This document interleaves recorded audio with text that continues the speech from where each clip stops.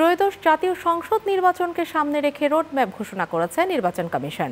রোজার আগেই হবে নির্বাচন, তাই ভোটের ৬০ দিন আগে তফসিল ঘোষণা করা হবে বলে জানিয়েছেন নির্বাচন কমিশনের জ্যেষ্ঠ সচিব আক্তার আহমেদ। বিস্তারিত নামিরা আহমেদের প্রতিবেদনে। ত্রয়োদশ জাতীয় নির্বাচনকে ঘিরে নেওয়া হয়েছে ২৪টি পরিকল্পনা। সংসদীয় আসনের সীমানা চূড়ান্ত করে গ্যাজেট প্রকাশের লক্ষ্য ধরা হয়েছে আগামী ১৫ সেপ্টেম্বর। সর্বশেষ গত ২১শে আগস্ট নির্বাচন পরিকল্পনা নিয়ে বৈঠক করে ইসি। আগামী বছরের ফেব্রুয়ারির প্রথমার্ধে নির্বাচন অনুষ্ঠিত হতে যাচ্ছে, তারই রোডম্যাপ ঘোষণা করা হয়েছে আজ। রোডম্যাপে থাকছে ভোটার তালিকা প্রণয়ন, তার সাথেই থাকছে আরপিও সংশোধন ও সীমানা নির্ধারণের মতো গুরুত্বপূর্ণ দায়িত্ব পালন করছে ইসি।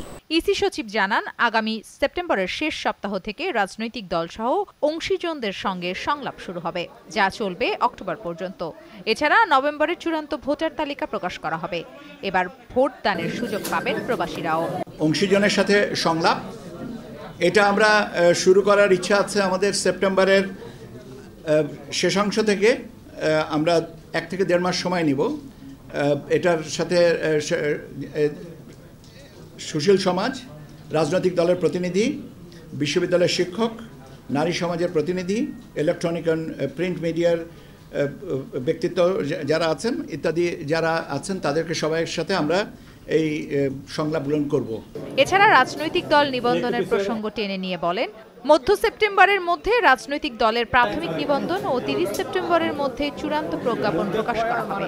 তফসিল সম্পর্কে যেটা আছে সেটা বলা হচ্ছে যে আমরা চেষ্টা করছি যে ভোট গ্রহণের তারিখের ৬০ দিন আগে আমরা তফসিল ঘোষণা করব। নামিরা আহমেদ, চ্যানেল ৯, ঢাকা।